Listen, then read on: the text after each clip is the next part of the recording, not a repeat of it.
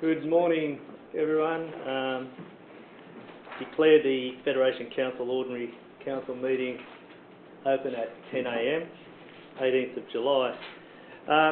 Just some housekeeping first. The Federation Council wishes to advise members of the public that council meetings will be recorded and will be available after each meeting on council's website www.federationcouncil.nsw.gov.au. While we take all care to maintain the privacy of those in attendance, any visitors to the public gallery may be recorded. So by remaining in the public gallery, it is assumed that your consent is given in the event that your image is broadcast. Just as well, in relation to technology, we all know that sometimes it doesn't work perfectly, and you may be recorded even after the council meeting is finished, because sometimes there's a slight delay. I would like to acknowledge the traditional custodians of the land on which we are meeting today, the Bangarang people, and acknowledge the Aboriginal and Torres Strait Islander people who now reside in this area. I extend that respect to elders past and present of the Bangarang Nations. Item 2, notification of pecuniary conflicts of interest. No items. Confirmation of the minutes. Resolved, moved and passed. Administrative minutes. Just note in the agenda that we will be discussing some pretty exciting economic development matters, so we'll move on to that. And also we have an apology from one of our directors, Mr Peter Gall, who can't be here today. Number 5, General Manager's Report. Mr Gillard. Thank you, Mr Administrator. I'll move. Item 1 is just for information. Thank you. Noted. Item 2 is a fairly exciting opportunity for the community. It involves the sale of a relatively small parcel compared to the total site of the Corowa Sale Yards. The Corowa Sale Yards has been operating fairly well in the last few years, and as part of that, there's the developer has identified an opportunity, and council has been working with that particular organisation to develop a 24-hour, 7-day-a-week roadside service centre on that site. In terms of community consultation, the sale won't proceed until after the consideration by the council with the associated objection opportunities, development application. So any concerns that may be out there, and my feedback has been very positive to date. I was out at the sale yards yesterday talking to a number of people, and there's a bit of a buzz about this development because not only will it create 5 full-time jobs and 15 part-time jobs, but it'll provide a 7-day-a-week service, 24 hours a day, to the local community and visitors alike. And also during the 6-month construction period, there'll be approximately 100 construction tradies, concreters, plumbers, electricians, all those sort of people. So it's a really good sign for the town and for the local and regional economy that this sort of service centre operator has seen fit to come along and potentially treat with the council. They're a substantial developer, very well credentialed, and they've done this sort of activity right across the country, is my understanding. So I'm really excited about that, and recommend that you consider the recommendation, Mr Administrator. Thank you. Motion moved and carried. Thank you. Resolved and carried. With those recommendations. Thank you. Mr Administrator, item 5.3 is a little controversial in Oaklands at least. There's a solid, this particular parcel of land has been owned by the Lions Club of Oaklands for some period of time, and there's a solid number of persons in the community that support the council buying this particular parcel of land, demolishing the facility, so that the whole corner out there can be turned into an RV park, so that people can use that site linked into the swimming pool for showers and so on, and create some economic development benefit for Oaklands, which will also enable some good accommodation to occur during the harvest to save people travelling in and out of the area and so on. That's all really exciting. On the other hand, the council's heritage architect has some concerns about, as do a solid number of the community in Oaklands, about removing what's perceived by the community to be a heritage building. And the feedback that council officers have received is that the building is unable to be relocated because of its quite deteriorating condition, and the question is for the Oaklands community to work out and discuss with council what those competing options look like, because without that particular site right in the middle of that, the prospect of proceeding with an RV park seems like not a worthwhile idea. So notwithstanding the Lions Club wants to sell it and that the price is acceptable, the recommendation is that Mr Administrator, you just note that report and we go out for some community consultation, because it is a controversial issue in Oaklands and we need to get some input. Noted. Recommended. Noted. And resolved? Resolved. Carried. Thank you. Mr Administrator, the final report is another land matter. The Council, through the Stronger Communities Fund, made an allocation of funds available. Originally, the doctor from Urana, who does a fantastic job, was looking at the Council giving him some money to own this particular site. In fact, he does own it already, but to reimburse him so that he would have the ownership of the site into the future. The Council at that stage felt that it would be preferable for the Council to own the site rather than for the doctor individually, so that in the event, in the unlikely event that the doctor leaves in the shorter term, that it would be easier to attract another doctor because they wouldn't have to spend the capital to get into a new facility, because attracting a doctor to a rural area is very complex. So this involves purchasing the site for a medical centre from the doctor, and that would then enable the grant to be expended, and the rest of the grant is to fit out for this particular site, purchase of skin imaging equipment and other medical facilities. Really exciting development for Oaklands, but not only for Oaklands but also for Urana, because this facility will secure over the short to medium term a second doctor, which gives the Urana Hospital the support of 2 resident medical officers, and what that does is allow the doctor not only to have holidays, which he has done, but during those holidays for the community out in Oaklands and Urana to have a doctor all the time rather than now and again. So it's a fantastic initiative and it's highly recommended, Mr Administrator. Thank you. Resolved, moved and carried. Thank you. Okay. Item 6, Ms Kay. Item 6 just relates to the completion of the Howlong Skate Park consultation. Attached to the agenda was a summary report of that process, which has been really positive, and we're pleased to have been working with over 50 young people in Howlong and have some excellent, really constructive feedback, which has been highlighted in the report and now being taken into consideration in terms of the final design of the skate park, which is going to commence soon. So we will put the consultation report on the website so that's a public document, and then the next step in the process will be the final skate park design released back out to the community. Thank you, Ms Kay. That's noted. I spoke to a couple of kids from Howlong Primary School, one of the prefects on Sunday, and they're very excited.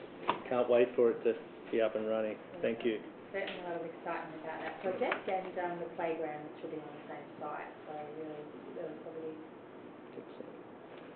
6.2 is another positive initiative by the Howlong Men's Shed, who are progressing really well in preparation of Christmas decorations for this festive season.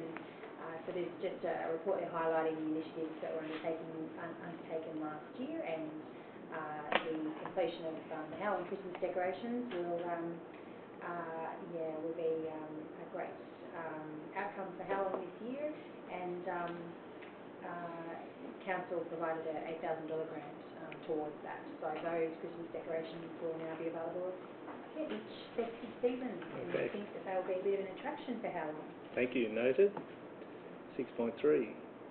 Not much to add on the customer service charter. That's a slight revision of what was adopted at the last council meeting.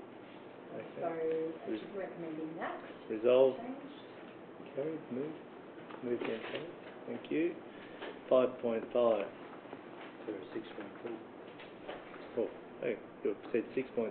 It's 5.3, Paul.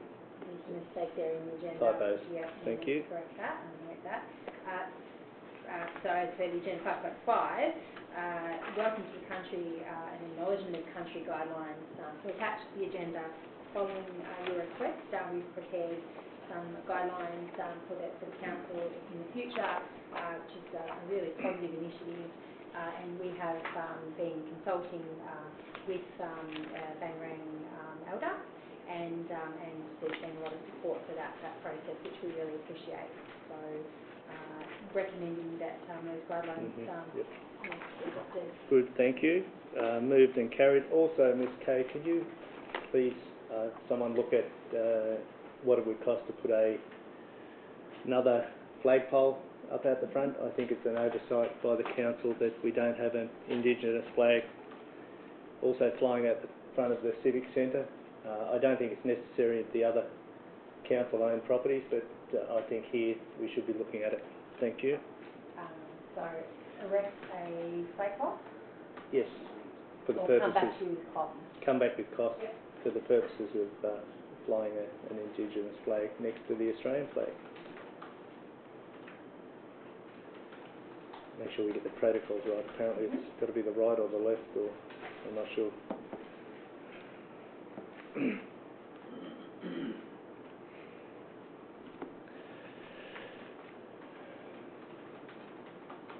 And just at the Cora Civic Centre? Yes, please. Yep.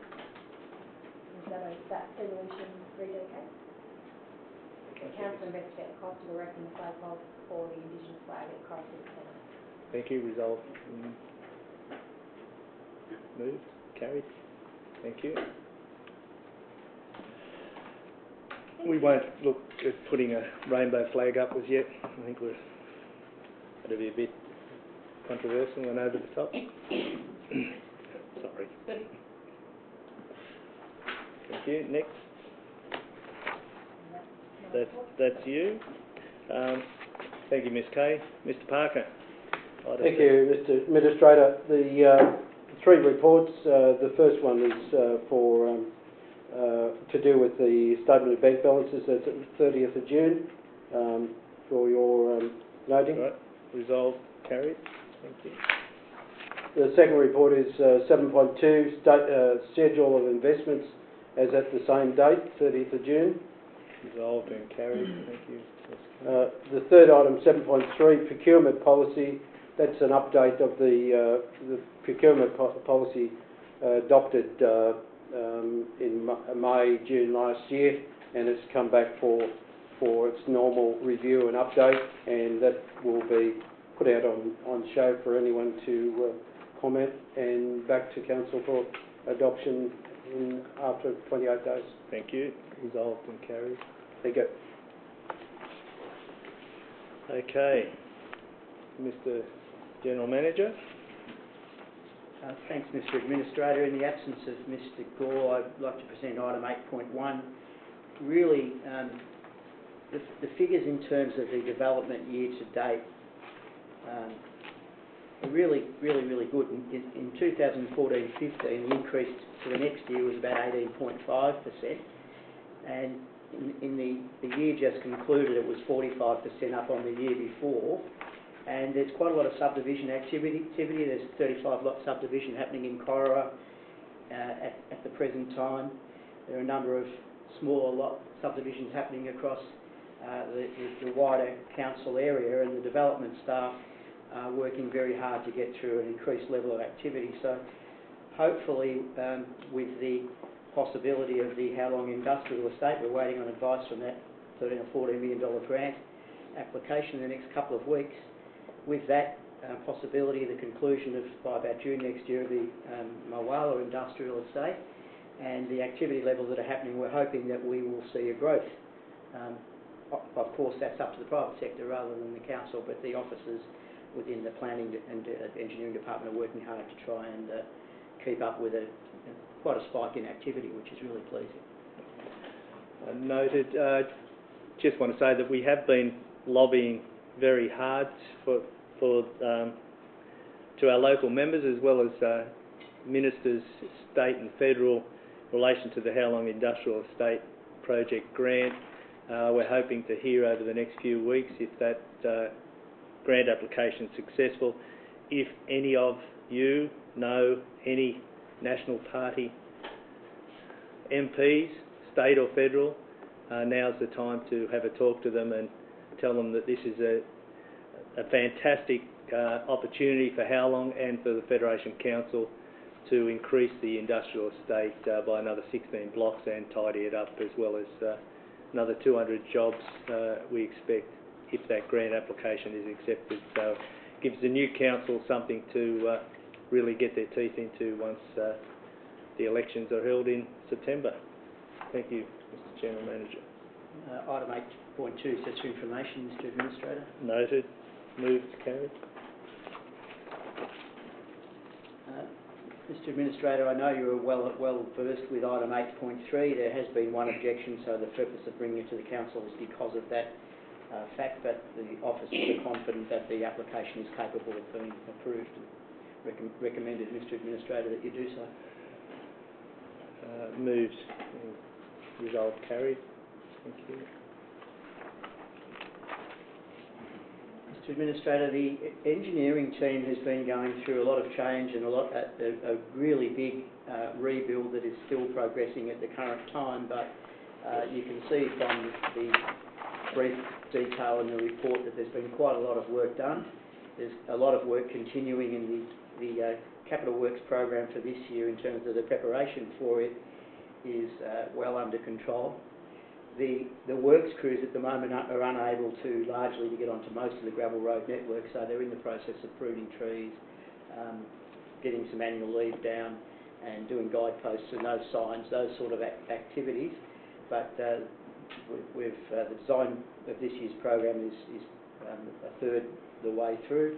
We'll be finished by the first week of November, and we'll be starting on the design of the program for the draft capital works program for the year after, and that's the first time certainly in my time here that the council has been as organised as that, but we're not as organised still as we intend to be. So there's quite a number of changes happening in that department and quite a lot of work and some real excitement from a group of very young, energetic professionals who are really putting in really hard. Thank you. Noted. Moved and carried. Just on that Mulwala speed zone, I have had a few phone calls from the people of Mulwala in relation to the 50-kilometre sign being moved closer to Corowa. It wasn't a council decision, it was an RMS in conjunction with our traffic management committee, and in that case it's probably better to be safe than sorry. It may seem a bit slow on the outskirts, but I think in the future when Mulwala grows a bit, it'll be necessary to leave it there or even move it further. Thank you. Mr. Administrator, just a point of clarification. I think you've got the process a little bit mixed, okay. And I'm not surprised given you weren't here at the time, but it's ironic Mr. Brunsman was actually in the chamber and he had a very keen interest in safety and was instrumental in moving and convincing the council to put those very well-needed initiatives in place. So the process is that those things need to go to the Traffic Committee for feedback and come back to Council for endorsement, and then the Council needs to get the approval of RMS and then put the signs in place. So notwithstanding there's a little bit of concern like there is every time anything changes with almost anything, generally the intent was to make that area safer for motorists, and certainly working well now, but I'm anticipating that when the summer period comes it will be much safer as a result of the council's initiative there. Thank you. Urana. Urana Skate Park. Mr Administrator, this is complex. The former Urana Council started out looking at a $7,000 government and council initiative to fund the grant, and anticipated a very small scooter facility that might cost $15,000 or $20,000. As a result of detailed investigation and some understanding of the reactive clays and so on, this project has got to the point where scaling it back from where it got to, we were getting to the point where we were looking at a $150,000 facility in a town of about 220 people and not a lot of use. So this recommendation is to fully support the Urana Township by building a facility that actually won't fall apart and will ensure that the council isn't in the position that councils sometimes find themselves in, which is replacing infrastructure that's only been built 4 or 5 years ago, and that's actually happened out there before. And so the council's done quite a bit of investigative work and some detailed soil testing, and the recommendation is to do some portable skateboard equipment. It's a really useful design, but it doesn't include the actual scooter park because the costs have got up to $75,000, and it suggested that be considered as a future stage. Frankly, I'm not sure whether that future stage, whether the council will be able to fund it, or whether it will be one of those things where the community will need to continue to save and make a contribution as it's already done in this particular case. So pretty exciting for a small town of 230, 40 people to have a facility like this. It's a really high service level, and I'm happy to recommend it. Okay. Resolved, moved and carried as recommended. Thank you. Item 9, no items. 10, no items. 11, 12. That's it. Okay, meeting closed at 10:21.